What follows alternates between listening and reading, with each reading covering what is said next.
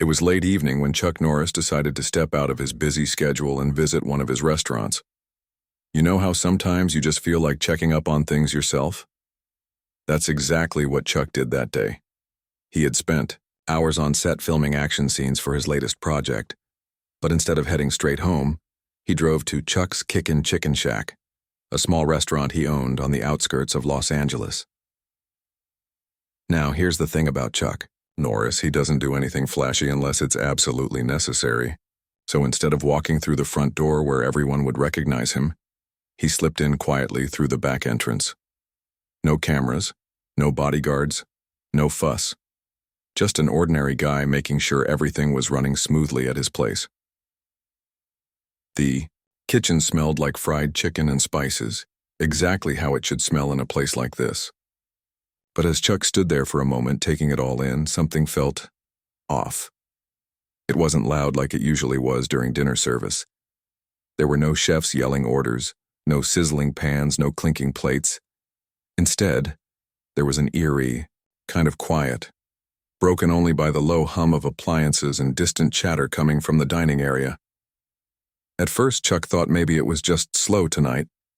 Maybe not many people came in because it was a weekday. But then, as he walked past the big walk-in freezer, he heard it, a soft, muffled sound. At first, he wasn't sure what it was. Was it the wind or maybe some equipment malfunctioning? But when he stopped and listened closely, his heart sank. It wasn't the wind or machinery. It was crying. Someone was inside the freezer, sobbing. Chuck froze in his tracks. His mind raced. Who could possibly be in there? And why were they crying? Freezers aren't places people casually hang out in, especially not when they're upset. Something was seriously wrong. Without wasting another second, Chuck moved closer to the heavy steel door. He reached for the handle and gave it a firm tug, but it didn't budge. The door was locked from the outside. A chill ran down his spine, not because of the cold air seeping out from under the door, but because he realized someone was trapped inside. Trapped in a freezing metal box, alone and scared. Whoever it was, they needed help, and fast. Chuck glanced around the kitchen, looking for anyone who might explain what was going on. That's when he spotted Miguel, a young dishwasher who worked part-time at the restaurant. Miguel was stacking plates near the sink, completely unaware of the drama unfolding behind him. Chuck called out sharply, startling the kid. "Miguel!" Chuck said, his voice firm but calm. "Do you know what's going on here? Why is someone locked in the freezer?" Miguel blinked, looking confused. "Locked in the freezer?" he repeated, shaking his head. "I don't know, Mr. Norris. I haven't seen anyone go near the freezer today." Chuck didn't have time to waste figuring out who knew what. Every second counted. If someone was stuck in there, they could be in serious danger. Hypothermia sets in quickly in temperatures like that. Chuck clenched his jaw, his famous determination kicking in. He wasn't about to let anyone suffer while he stood around asking questions. He looked at the freezer door again, assessing the situation. The lock was sturdy, designed to keep the cold air in and prevent accidents. But right now, it was doing the opposite. It was keeping someone trapped inside. Chuck knew what he had to do. Without hesitation, he grabbed a fire extinguisher mounted on the nearby wall. Holding it firmly in both hands, he took aim at the lock mechanism. One powerful swing later, the lock shattered with a deafening clang. The sound echoed through the otherwise silent kitchen, drawing stares from every corner. Chuck didn't care. All that mattered was getting the door open. As the heavy steel door swung wide, a blast of icy air hit him. Inside, curled up in the far corner of the freezer, sat a teenage girl. She was hugging her knees tightly to her chest, her whole body trembling uncontrollably. Her cheeks were wet with tears, and her eyes widened in shock when she saw Chuck standing there. For a moment, neither of them said anything. The girl stared at him as if she couldn't believe he was real, as if she thought she'd never see anyone again. Finally, she managed to whisper, her voice shaky and barely audible over the hum of the freezer fans. I thought no one would find me." Chuck felt a pang of anger mixed with relief. He crouched down beside her, his expression softening. "You're safe now," he said gently, pulling off his jacket and draping it around her shoulders. No one will hurt you again. But even as he reassured her, Chuck couldn't shake the feeling that something much bigger was going on here. Someone had locked her in there intentionally, and he intended to find out who. Chuck stood there for a moment, his mind racing as he took in the scene. The girl inside the freezer was trembling so hard that her teeth were chattering. Her face was pale and her lips had turned slightly blue from the cold. She looked like she'd been through something terrifying, and Chuck knew he needed to act fast. But before he could ask her any questions, he had to get her out of there. He helped her stand up, supporting her gently, because her legs seemed weak from sitting in the freezing temperatures for so long. As they stepped out of the freezer into the warmer kitchen, the girl clung to Chuck's jacket, still shaking uncontrollably. He guided her to a nearby chair and made sure she was seated comfortably. Then, without wasting a second, he grabbed a clean towel from the counter and wrapped it around her shoulders to help warm her up. "Are you okay?" Chuck asked softly, kneeling down so he could look her in the eye. His voice was calm but firm, the kind of tone that makes you feel safe even when you're scared out of your mind. "Can you tell me what happened?" The girl hesitated, glancing nervously toward the kitchen entrance as if someone might overhear. For a few seconds she didn't say anything, just hugged the towel tighter around herself. Chuck waited patiently, giving her time to gather her thoughts. He could see the fear in her eyes, and it made his blood boil.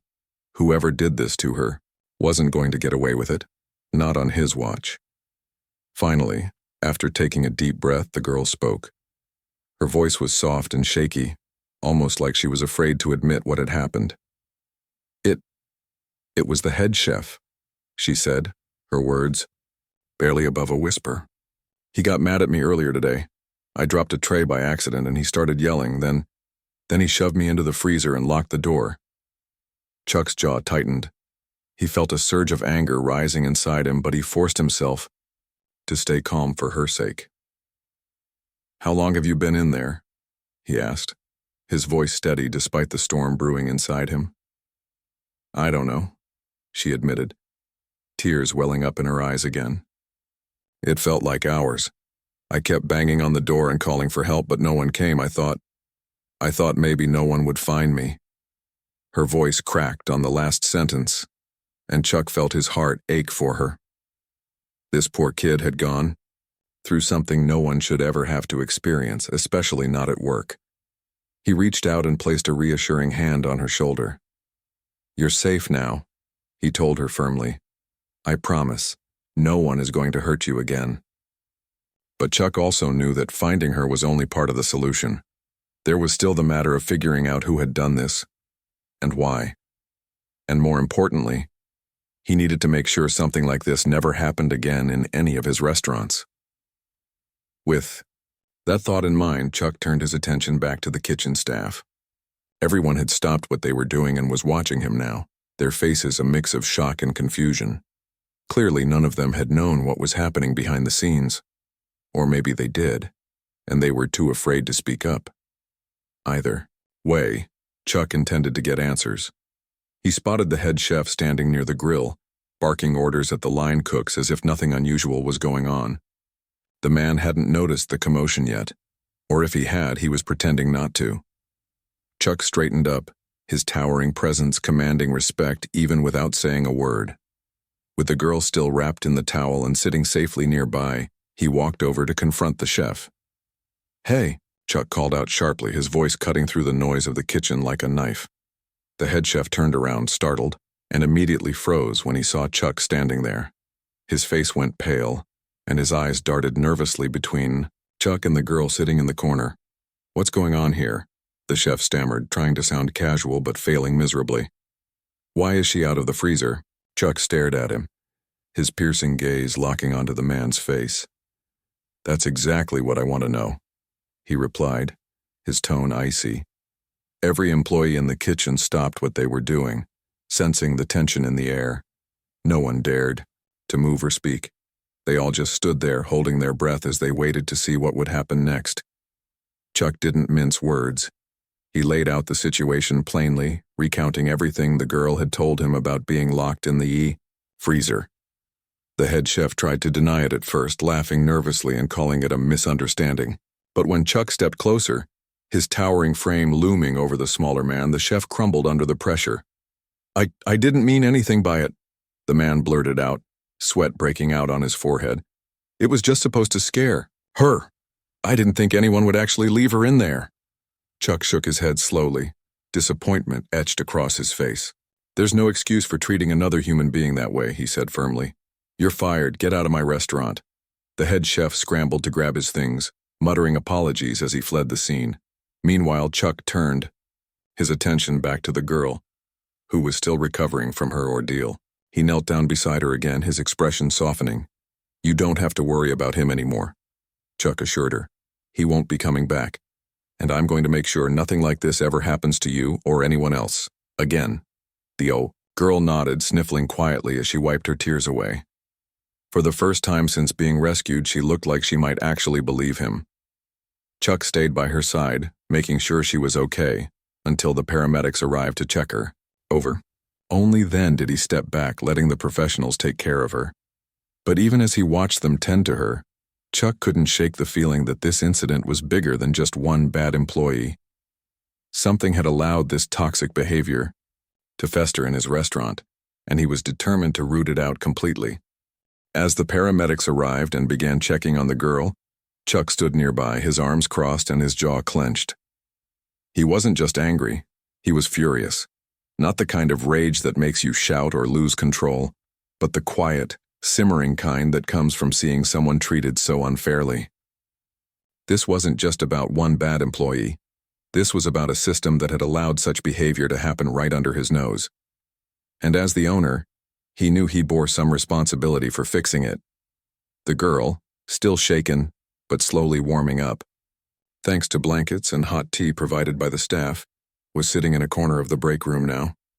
She looked small, fragile even, like a single gust of wind could knock her over. But despite everything she'd been through, there was a flicker of strength in her eyes. Maybe it was because she finally felt safe, or maybe it was because she realized she wasn't alone anymore. Either way, Chuck noticed it, and it gave him hope. He walked over to her, pulling up a chair so they were face to face. "Hey," he said gently, leaning forward slightly to make sure she felt comfortable. "I know today has been rough, but I want you to know something. You did nothing wrong. None of this is your fault." She nodded slowly, her fingers clutching the edge of the blanket wrapped around her shoulders. I know," she whispered, though her voice wavered like she wasn't entirely convinced. "But I'm scared. What if people think I caused trouble? Or what if someone else tries to hurt me again?" Chuck took a deep breath, letting her words sink in. He understood why she felt that way. When you're young and working your first job, it's easy to feel powerless, especially when someone in authority abuses their power. But Chuck also knew how important it was to reassure her that she did have power, and that he was going to stand by her every step of the way. "You don't need to be scared," Chuck told her firmly, his voice steady and reassuring. "Because I'm not going to let anyone treat you or anyone else this way ever again. You have my word on that." Her eyes widened slightly, like she couldn't believe what she was hearing. "Really?" she asked, her voice barely above a whisper. "Really," Chuck replied without hesitation. Then, after a pause, he added, "And if anyone says otherwise, you tell them to come talk to me directly." "Okay."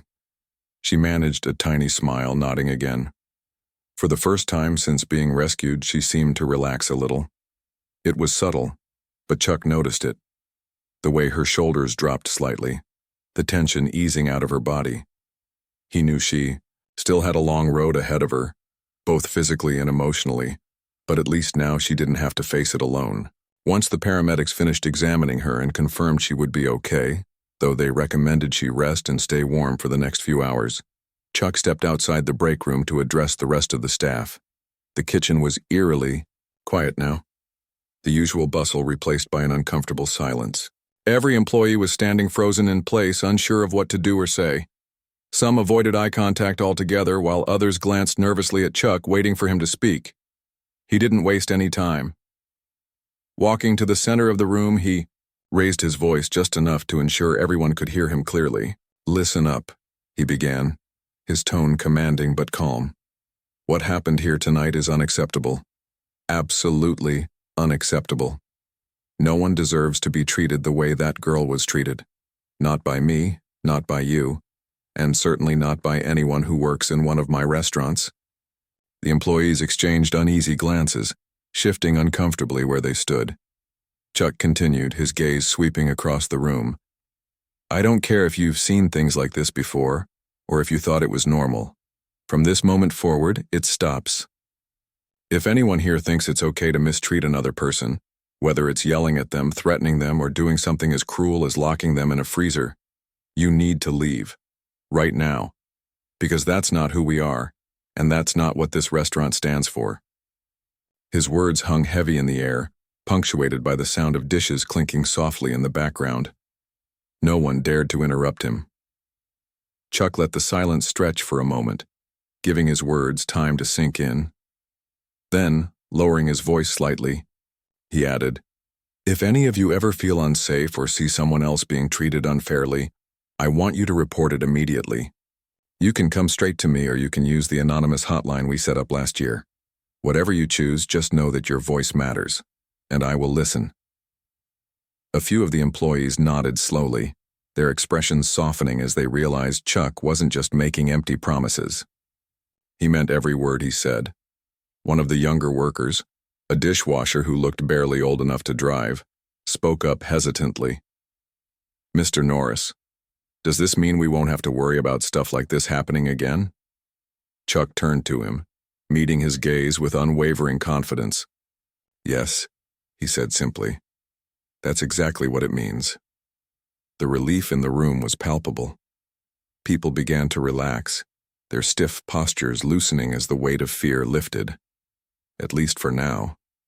Chuck knew it would take more than just words to rebuild trust, but this was a start. A good start. After addressing the staff, Chuck made a series of phone calls. First, he contacted the local authorities to report the incident, ensuring the former head chef would face legal consequences for his actions. Then, he reached out to corporate headquarters to review workplace policies and implement stricter measures against bullying and abuse. He wanted to make sure this never happened again, not just in this restaurant, but in all of them. By the time everything was settled, it was late into the night.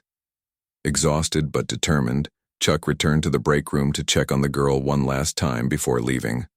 She was resting quietly now, her breathing steady and calm. Seeing her like that, safe and sound, gave Chuck a small sense of peace. But as he drove home, his mind kept replaying the events of the evening. He couldn't shake the image of her, huddled in the freezer crying and shivering. Convinced no one would find her, it reminded him of something important. Power isn't just about strength or fame, it's about using whatever influence you have to protect those who can't protect themselves. And Chuck Norris? Well, he wasn't just a legend on screen. He was a real-life hero too. The tension in the kitchen was thick enough to cut with a knife. Chuck stood tall, his presence commanding respect even without saying a word. The former head chef, now visibly shaken and pale, was backed into a corner near the grill, clutching, his belongings like a shield. His eyes darted around the room searching for an escape, but there was none. Every employee had stopped working, their attention fixed on the scene unfolding before them. Chuck took a step closer, his boots echoing faintly against the tiled floor. Let me get one thing straight, he said, his voice low but firm, carrying an authority that silenced any lingering whispers in the room. You don't lock people in freezers ever, not as punishment, not as a joke, and certainly not because you're having a bad day. The chef swallowed hard, beads of sweat forming on his forehead despite the cool air of the kitchen. I didn't mean for it to go this far, he stammered, his voice trembling. It was just supposed to scare her, to teach her a lesson about being careful. I didn't think anyone would actually leave her in there. Chuck's eyes narrowed. That's exactly the problem, he said sharply. You thought it was okay to treat another human being like that, like she didn't matter, like her feelings or her safety didn't count. Do you have any idea what could have happened if I hadn't walked in tonight? She could have been seriously hurt, or worse. The chef opened his mouth to respond but quickly closed it again when he saw the look in Chuck's eyes. It wasn't anger. It was disappointment. Deep, piercing disappointment that made the man shrink back even further. He knew he'd messed up big time and no amount of excuses could fix it now. "You're fired," Chuck said finally, his tone leaving no room for argument. "Pack your things and get out of my restaurant. You won't be coming back." For a moment, the chef looked like he might try to protest, but then he seemed to realize it was pointless. Without another word, he grabbed his bag and hurried toward the exit, avoiding eye contact with everyone as he went. The door slammed shut behind him, and the entire kitchen let out a collective breath they hadn't realized they were holding. But Chuck wasn't done yet. Turning back to the staff, he raised his voice slightly so everyone could hear him clearly. "Listen to me," he began, his tone serious but calm. "What happened here tonight is unacceptable, not just because of what that man did, but because it highlights a bigger issue: bullying, intimidation, abuse. They have no place in this restaurant or anywhere else. If anyone here thinks those kinds of behaviors are okay, then you're in the wrong line of work. Period." The employees exchanged uneasy glances, some nodding, slowly while others stared at the floor. Chuck continued, his voice softening just a little. "I'm not perfect, and neither is this restaurant, but we can always do better. We have to do better, because at the end of the day, this isn't just a business, it's a community, and communities take care of each other." His words struck a chord. A few of the younger workers exchanged hopeful looks, while others nodded in agreement. One of the cooks, a middle-aged man with salt and pepper hair, spoke up hesitantly. "Mr. Norris, what happens if something like this happens again? How do we make sure no one gets hurt?" Chuck appreciated the question.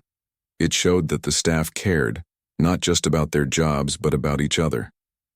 "Good question," he replied, giving the man a small nod of approval. "First, we're going to implement mandatory training sessions for every employee. These sessions will focus on empathy, leadership, and conflict resolution. Everyone needs to understand that respect isn't optional, it's required." He paused for a moment, letting his words sink in. Then, pointing to a poster on the wall that listed the company's hotline number, he added, "Second, if you ever feel unsafe or see someone else being mistreated, report it. Use the anonymous hotline if you don't feel comfortable speaking directly to me. Your voice matters, and I promise you I will listen." The relief in the room was palpable. People began to relax, their stiff postures loosening as the weight of fear lifted, at least for now.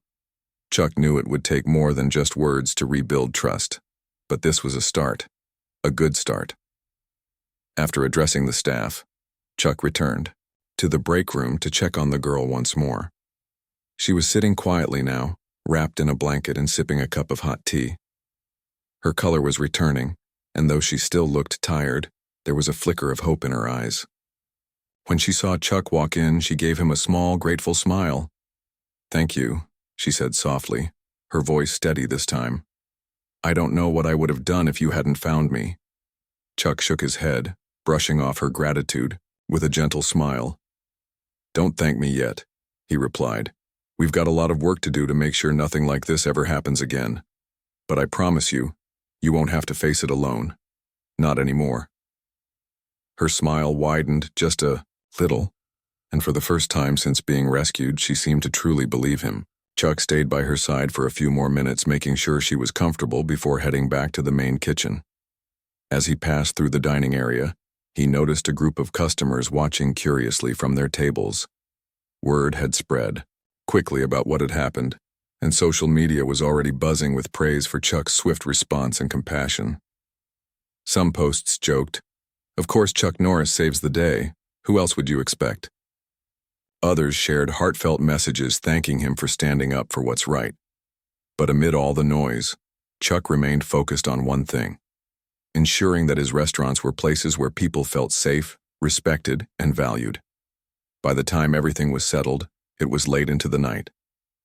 Exhausted but determined, Chuck climbed into his car and drove home, his mind replaying the events of the evening.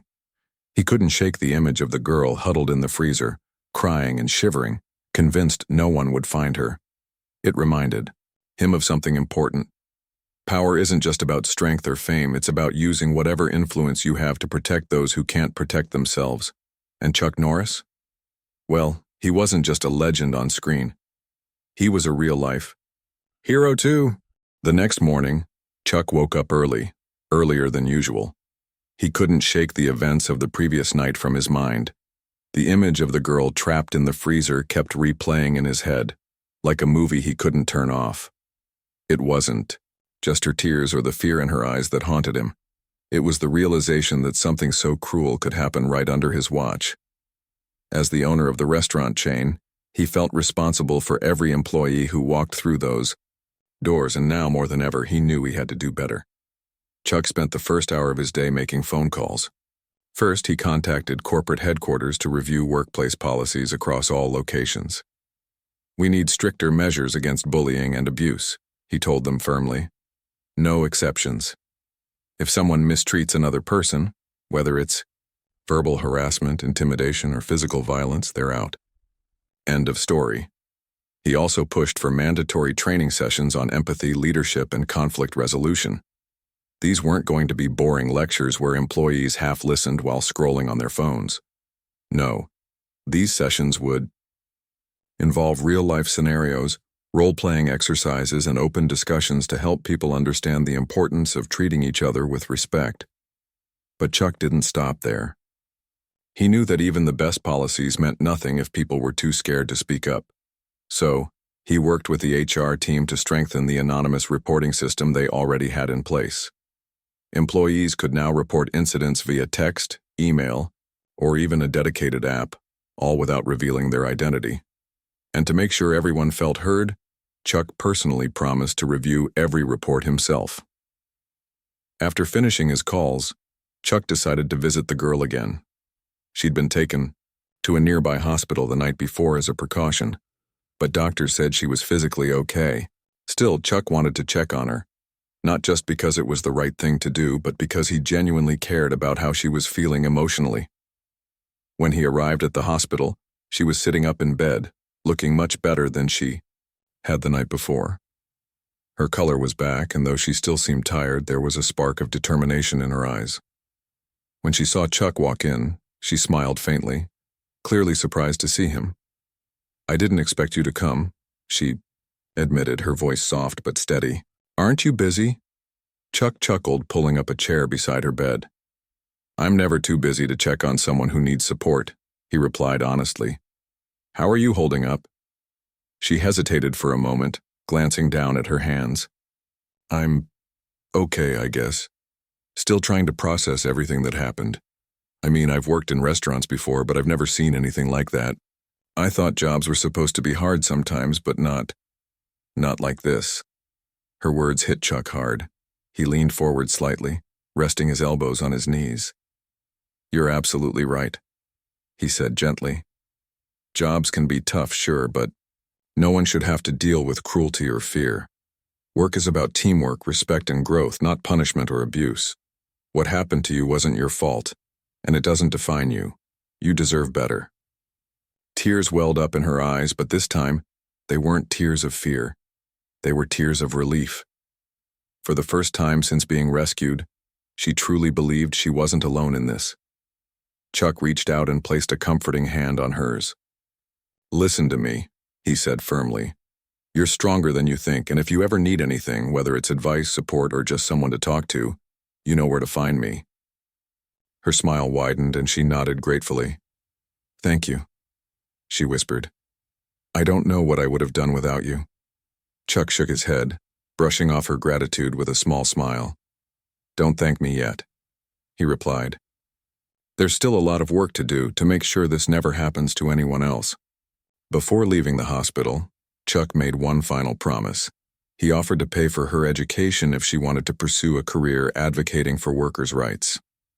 "You've got a unique perspective now," he told her. "If you want to use your experience to help others, I'll support you every step of the way." Her eyes lit up at the idea, and for the first time since meeting her, Chuck saw genuine excitement in her expression. "I'd love that," she said softly, her voice filled with hope. "Maybe I can make a difference too." Later that afternoon, Chuck held a virtual meeting with all the managers of his restaurant chain. He didn't sugarcoat anything. He laid out the situation plainly, explaining what had happened and why it was unacceptable. Then he outlined the steps he was taking to prevent similar incidents in the future. Mandatory training, anonymous reporting systems, stricter consequences for misconduct, it was all on the table. "I'm not asking for perfection," Chuck told them, his tone firm but compassionate. "Wouldn't tolerate anything less than respect and kindness. But I am asking for accountability. We're not just running businesses here, we're building communities. And communities thrive when people feel safe, valued, and supported." The managers listened intently, nodding along as Chuck spoke.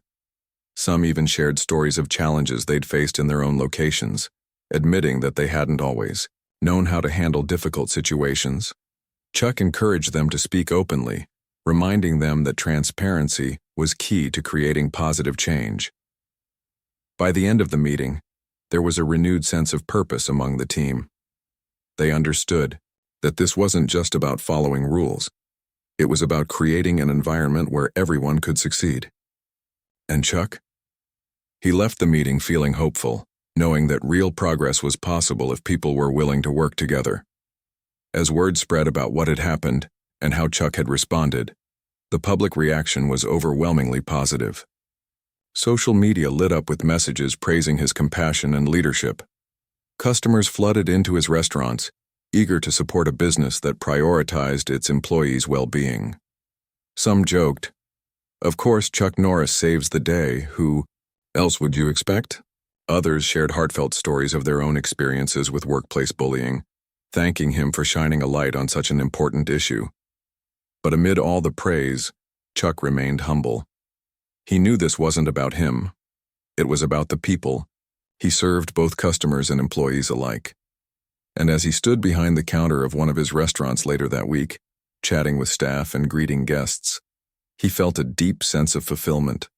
This wasn't just a job to him. It was a mission. In the weeks that followed, life began to settle into a new rhythm for both the girl and Chuck Norris. The incident at the restaurant had left its mark on everyone involved, but instead of letting it define her, the girl decided to use it as fuel for something bigger. Inspired by Chuck's kindness and encouragement, she enrolled in college, determined to study law and advocate for workers' rights. She wanted to make sure no one else would ever have to go through what she did, and Chuck was right there beside her, cheering her on every step of the way. Chuck kept his promise too. He covered her tuition, ensuring she wouldn't have to worry about finances while focusing on her education.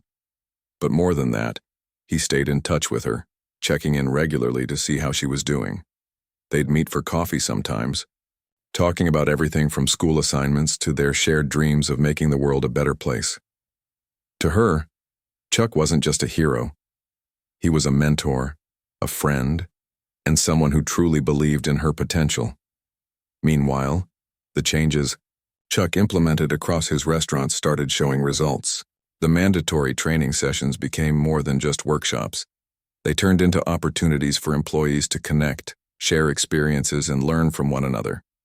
People opened up about challenges they'd faced in past jobs or even in their personal lives, creating a sense of camaraderie that hadn't existed before. Managers noticed a shift in the atmosphere. Kitchens that were once tense and stressful became collaborative and supportive spaces. The anonymous reporting system also proved to be a game changer. Employees felt empowered to speak up without fear of retaliation, knowing their voices would be heard. Within months, several reports came in highlighting smaller issues, like rude comments or unfair scheduling, that might have gone unnoticed otherwise. Each report was taken seriously, and corrective actions were implemented swiftly. It wasn't always easy, but the transparency built trust among the staff, reinforcing the idea that everyone mattered. Customers noticed the difference too. Word spread quickly about how Chuck Norris had stepped in to protect one of his employees, and people flocked to his restaurants not just for the food, but for the values they represented. Social media buzzed with stories of kindness and respect, with many praising Chuck for leading by example. Some posts joked, "Chuck Norris doesn't just kick butt on screen, He kicks toxic behavior out of workplaces too. Others shared heartfelt messages thanking him for standing up for what's right. But perhaps the most profound change was within Chuck himself. The incident reminded him of why he started his restaurant chain in the first place, not just to serve great food, but to create places where people could thrive. He realized that being a leader wasn't just about making decisions, it was about listening, caring, and using his influence to uplift others. And as he walked through his restaurants, shaking hands with customers and chatting with employees, he felt a deep sense of fulfillment. One evening after closing time, Chuck found himself sitting alone in the corner booth of one of his busiest locations. The kitchen was quiet now, the clatter of pots and pans replaced by the soft hum of fluorescent lights overhead. He leaned back, sipping a cup of coffee as he reflected on everything that had happened. It had been a whirlwind few weeks, filled with challenges and victories alike. But through it all, one thing stood out: the power of compassion. That night, Chuck wrote a letter to all his employees, a heartfelt message thanking them for their hard work and dedication. In it, he acknowledged the mistakes of the past and reaffirmed his commitment to building a culture of respect and kindness. "We're not perfect," he wrote, "but we're learning, growing, and striving to be better every single day. Together, we can create a workplace where everyone feels safe, valued, and inspired to give their best." The letter went viral, almost immediately shared thousands of times online. Employees read it with pride, knowing their boss genuinely cared about them. Customers read it with admiration, vowing to support businesses that prioritized humanity over profit.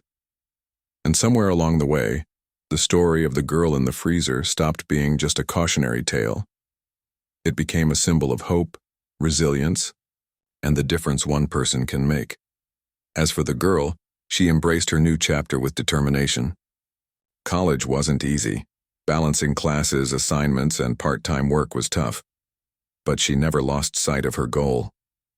Whenever things got overwhelming, she thought back to that night in the freezer and how Chuck had refused to let her give up. That memory gave her strength, pushing her to keep going even when the road felt long and uncertain. Years later, when she graduated at the top of her class, Chuck was there in the audience, clapping louder than anyone else. As she walked across the stage to receive her diploma, she glanced over at him, tears streaming down her face. He gave her a proud nod, mouthing the words, "You did it." And she had. Not just for herself, but for everyone who needed a voice. Because of her courage and Chuck's unwavering support, she became a powerful advocate for workers' rights, speaking at conferences and writing articles that inspired countless others to stand up against injustice. Her story reached far beyond the walls of that little restaurant, proving that even in the darkest moments, light can shine through. For Chuck, the experience reinforced what he'd always believed. True strength isn't about physical power or fame. It's about using your influence to protect and uplift those around you. Whether it was saving a girl trapped in a freezer or transforming an entire organization, Chuck Norris proved time and again that heroes aren't just characters in movies. Sometimes they're real people willing to step up when it matters most. And so, the legend of Chuck Norris grew, not because of his roundhouse kicks or mythical feats, but because of the lives he touched and the changes he sparked. Because, at the end of the day, the greatest stories aren't about superheroes. They're about ordinary people doing extraordinary things.